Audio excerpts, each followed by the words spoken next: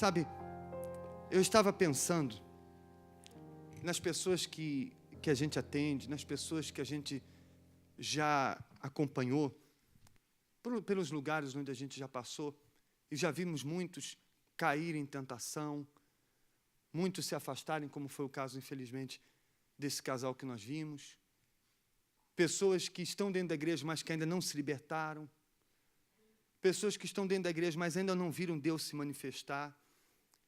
E nessas coisas todas, a gente percebe que a diferença está na fé consciente ou na fé emotiva. Para você entender, eu me lembro de uma vez que eu não sei onde foi que eu li, uma história de que uma pessoa foi visitar uma fazenda, naquela época dos escravos, e na hora do almoço, eles estavam sentados à mesa, e em frente de uma janela que dava para ver a fazenda, dava para ver a lavoura, onde tinham vários escravos trabalhando. E então, aquele homem perguntou para o dono da fazenda: você não tem medo que esses escravos fortes, e que são vários, venham se unir, se rebelar e tomar a fazenda de vocês? E o dono da fazenda deu uma risadinha e disse: eles são fortes, são mais numerosos, mas eles são fortes fisicamente, mas são fracos aqui, ó. Fracos o suficiente para se submeterem à escravidão. E trazendo isso para nós, a gente vê que a pessoa que é escrava de um vício, que é escrava de um comportamento que ela não consegue mudar, ela é escrava de um sentimento por alguém que está lhe fazendo mal. Quando a gente percebe que aquela pessoa que se desvia, que se afasta, e que é escrava do desânimo, do pessimismo, ela o é porque não usa o quê? Não usa a cabeça. A sua fé não é uma fé consciente. A gente insiste que você preste atenção, a gente insiste que você traga a sua Bíblia, porque nós não queremos pessoas alienadas, pessoas que vêm para a igreja e façam o que nós mandamos. Ninguém está aqui para fazer o que eu mando. Você não está aqui para me obedecer. Você está aqui para ouvir a palavra de Deus, compreender e colocá-la o quê? Em prática. Eu sempre pergunto, quando eu falo com uma pessoa, eu sempre pergunto o que é que ela entendeu da mensagem, porque muitas vezes o que eu vou falar para ela é algo que eu já preguei. E às vezes é até algo que eu preguei na própria reunião na qual eu terminou e eu estou a atendê-la. E a gente percebe que às vezes a palavra não entra. A palavra não encaixa, ela não consegue compreender. E por isso, quando chega o momento da tentação, ela não pensa. Quando chega o momento de dificuldade, ela não pensa. Ela joga tudo para o alto, ela desiste, ela põe tudo a perder. Por quê? Porque ela age com o quê?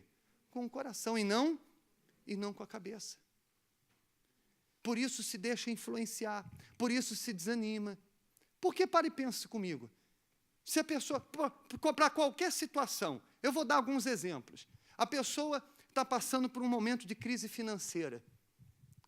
E então vem aquele pensamento negativo, vem aquele pensamento pessimista. Olha, você realmente não vai conseguir superar isso, você realmente não vai conseguir vencer.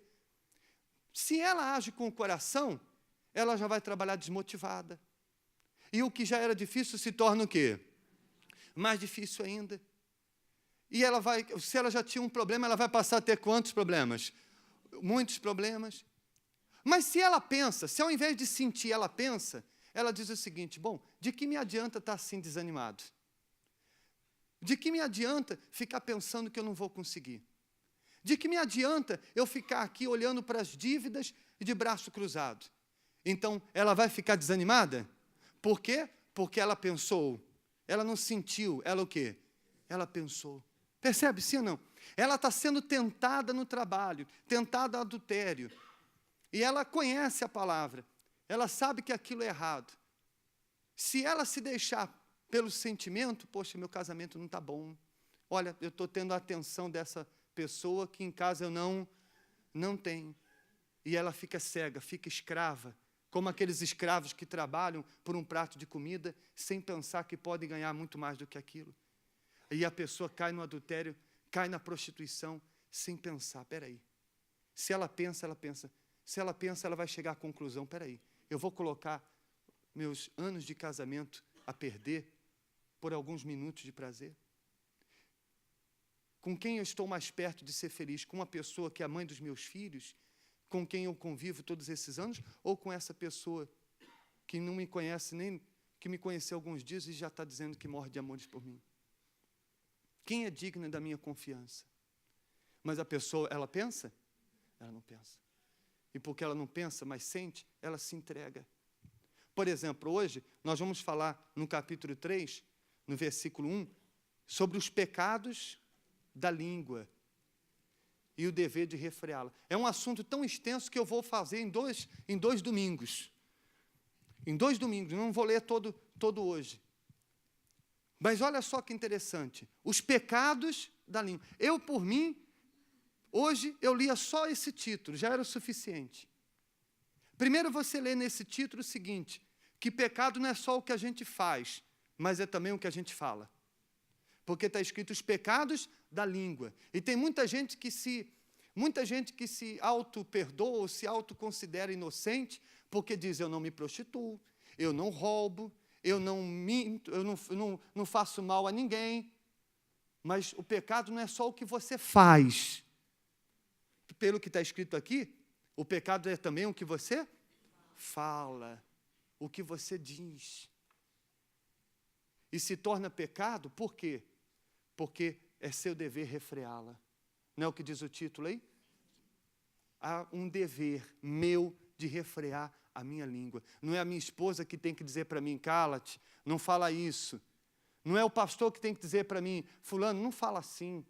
Não, sou eu que tenho que dizer para a minha língua, cala-te. Sou eu que tenho que refreá-la. Percebe, sim ou não? Vamos ler, diz assim, meus irmãos, não vos torneis muitos de vós mestres, sabendo que havemos de receber maior juízo, porque todos tropeçamos em muitas coisas.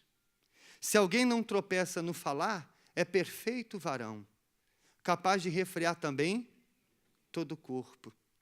Eu estava pensando, tem muita gente aí que é inteligentíssima. Eu estava falando com um funcionário da igreja, que é benfiquista, e ele estava morrendo de elogios pelo treinador, Jorge Jesus, porque, olha, o homem percebe de futebol, que não sei o quê. Ele só fala isso agora porque já saiu do Benfica, claro. Percebe de futebol como nenhum outro, não sei o quê. Ele só tem um defeito. Qual que é? É falar demais. É falar o que não deve. Você vê um homem tão inteligente, eu não estou aqui para falar mal dele, tá, pessoal? Por favor. Eu estou dando quem falou não fui eu, foi o funcionário. Mas quantas pessoas que são assim, tão inteligentes, mas não são inteligentes o suficiente para se calar na hora que tem que calar. Não são inteligentes o suficiente para ver, enxergar que está falando asneira. E eu não estou a falar só em relação aos outros. Porque hoje eu vou ficar centrado no que você fala para você. No domingo que vem, nós vamos centrar a mensagem no que você fala para os outros. Mas hoje, eu quero que você avalie o que você diz para si próprio. Porque talvez você não tenha percebido ainda, mas a pessoa com quem você mais conversa o dia inteiro é você mesmo. Você pode falar o dia inteiro com a esposa, você pode falar o dia inteiro com o filho, você pode falar o dia inteiro com o empregado, mas você não fala tanto com eles como você fala consigo próprio. E tem gente que não fala asneira, não fala coisa errada para os outros, mas está sempre falando coisa errada para si próprio. Não é os outros que julgam ela, é ela mesma que se julga. Não são os outros que colocam ela para baixo, é ela mesma que se põe para baixo. Não é os outros que lhe condenam, é ela mesma que se condena. E eu posso dizer para você que qualquer pessoa pode falar de você, menos você mesma. Há uma frase no Código Penal, entre os advogados, que dizem, né, tudo que você disser poderá ser usado contra si em juízo. Quem já ouviu essa expressão? Tudo que você disser pode se voltar contra você, pode ser usado contra você em juízo. E como é que a pessoa vai, quando ela vai para um tribunal? Ela vai como? Porque ela sabe que se ela, ali não é lugar dela falar o quê? Asneira. Porque tudo que ela falar vai para o documento. E depois o seu inimigo pode usar contra si. Mas ela toma cuidado diante do juiz, diante de um tribunal, mas não toma cuidado diante de quem? Diante de Deus. Eu digo para você que as suas palavras te prejudicam mais, porque, por exemplo, você pode falar o que você quiser de mim, eu não posso controlar. Por exemplo, quem fala mal de mim aqui, faz assim, por favor. Olha para mim, por favor, deixa para lá. Mas olha só, o que você fala ou deixa de falar, não muda o que eu sou. Agora, o que eu falo muda. Se você falar que eu não vou conseguir, para mim não faz diferença nenhuma. Até me motiva mais ainda, que eu vou conseguir para mostrar para você que eu consigo. Agora, se eu disser que eu não consigo, você pode ter certeza, vai ser muito mais difícil eu conseguir desse jeito. Então, o que você fala não me prejudica. O que você fala não me atrapalha. Mas o que eu falo me atrapalha. O que eu falo me prejudica. Percebe? Então, eu tenho que ficar preocupado mais com o que os outros falam ou mais do que o que eu falo? Mas é assim que você tem sido? Será que você está mais preocupado com o que você fala ou está mais preocupado com o que os outros falam? Percebe, sim ou não? Então, por isso, você tem que tomar cuidado. Eu separei aqui 3 situações diferentes. Uma delas, aqui no livro de Números, depois você pode ler na sua casa, se você quiser, com mais calma. A Bíblia fala que o povo de Israel estava no deserto, à espera de entrar na terra prometida, e como eles não entraram da noite para o dia, como para entrar na terra prometida, eles teriam que enfrentar o gigante daquela terra, e teriam que pagar o preço, vamos dizer assim, começaram a murmurar. Eles chegaram ao ponto de dizer que preferiam a vida que tinham quando eram escravos no Egito do que estarem ali livres no deserto. Isso parece aquelas pessoas que eu conheço que dizem assim que preferiam quando eram incrédulas do que agora quando estão na igreja. Que a vida delas era melhor quando eram incrédulos do que quando eram escravo do vício, quando eram escravo da idolatria, do pecado, do que agora que é livre. Isso me faz lembrar essas pessoas que ficam dizendo, melhor os anos que se passaram. Há um provérbio até que diz que não se deve falar que os melhores foram os anos passados. Então, o que aconteceu? Quando Deus ouviu aquelas palavras, está escrito assim, capítulo 14, versículo 27, diz assim, mas ouça, depois você abre e lê. Olha o que Deus fala. Tenho ouvido as murmurações que os filhos de Israel proferem contra mim. As murmurações dele, Deus considerou que era contra quem? Mas eles não disseram nada contra Deus. Eles disseram que preferiam voltar a ser escravos. Mas aquilo foi uma ofensa para Deus. E quantas coisas que a gente fala e que ofende a Deus. Quando você diz, não, Deus não é comigo. Quando você começa a dizer coisas até duvidando da existência de Deus. Quando você diz que você está perdendo seu tempo na igreja, porque não aconteceu isso ainda, porque não aconteceu aquilo ainda. E ele disse assim, tenho ouvido as murmurações. Dize-lhes, Deus falando para Moisés, diga a eles, por minha vida, diz o Senhor, que como falaste aos meus ouvidos, assim farei a vós outros. Tá bom, Deus disse, o que eles estão lamentando, murmurando, tá bom, eu vou fazer com que aconteça. Em outras palavras, se você vive dizendo, Deus não é comigo, então Deus não vai ser com você mesmo. Se você vive dizendo, eu não vou conseguir, Deus não vai me ouvir, então Deus não vai ouvir mesmo. Essas palavras não podem ser ditas.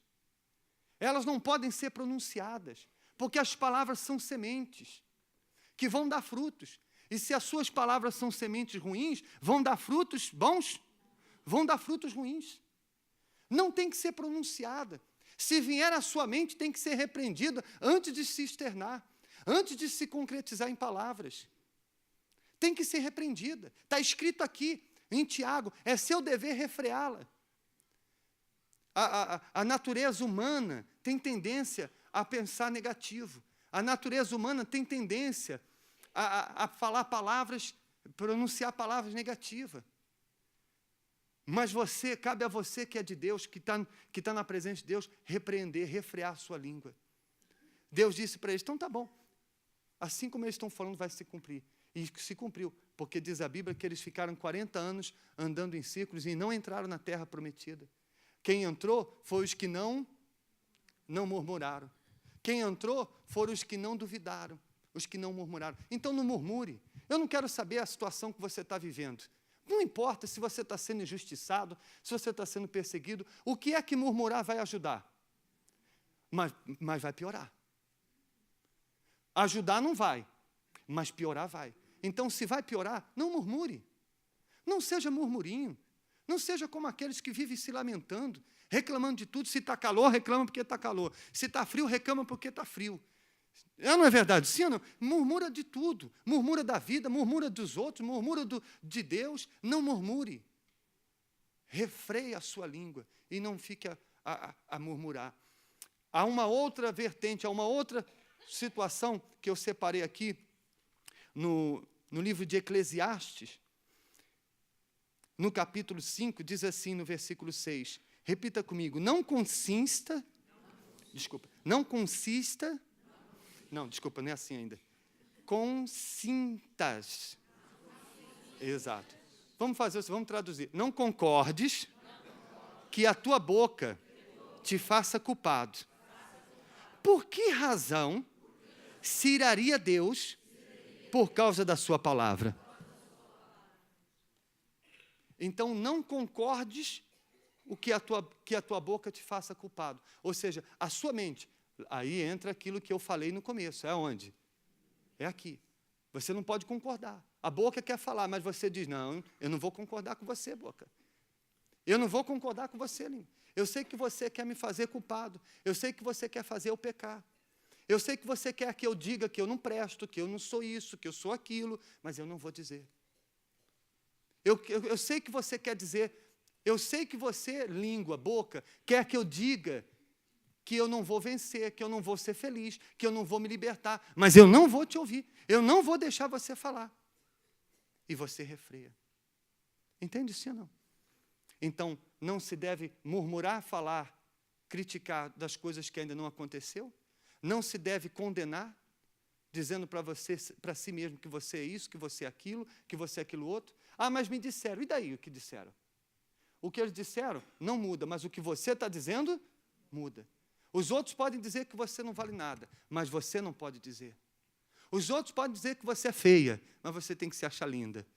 E dizer assim, eu sou lindo, por mais feio que os outros digam que você seja. Quem está entendendo? E assim por diante, em todos os sentidos. E a última vertente está bem pertinho também, no livro de Provérbios, no capítulo 27, diz assim, repita comigo, seja outro que te louve, e não a tua boca, e não os teus lábios. Então, se tem gente que abre a boca para falar asneira porque as coisas não estão acontecendo, porque a vida está difícil, há quem abre a boca para falar asneira contra si próprio, mas há também quem abre a boca para ficar se louvando. Então, os pecados da língua não é só quando você fala mal, quando você amaldiçoa, quando você reclama da vida. É também quando você diz, eu sou isso, eu sou aquilo outro, porque eu sou bom, porque eu posso, eu sou aquilo. Quem está entendendo? Ah, pastor, mas não temos que ser positivo? Ser positivo é uma coisa, ser orgulhoso é outra coisa. Você tem que, com equilíbrio, você tem que dizer, sim, eu vou vencer porque Deus é comigo. Eu vou vencer porque Deus me fez chegar até aqui, me deu sabedoria, me capacitou. Mas há gente que passa dos limites, não é? Tem gente que, eu vou ser sincero, quando eu converso com ela, eu me sinto até um pecador. Que ela fala tão bem dela, que eu me sinto até mal. Ficar perto dela me faz até me sentir mal. Poxa, fulano é tão santo que eu... Meu Deus do céu. Então, Deus está dizendo, não, que não seja a tua boca que que te louve. Não faça isso. Se a tua boca tem que louvar alguém, é quem? É a Deus. Porque sem Ele, você não seria nada do que você é. Amém? Então, nós temos que refrear a nossa língua, porque ela vai tentar nos fazer pecar. Diz assim, versículo 3, Tiago, capítulo 3, versículo 3. Ora, se pomos freio na boca do cavalo para nos obedecerem, também lhe dirigimos o quê? É muito forte isso.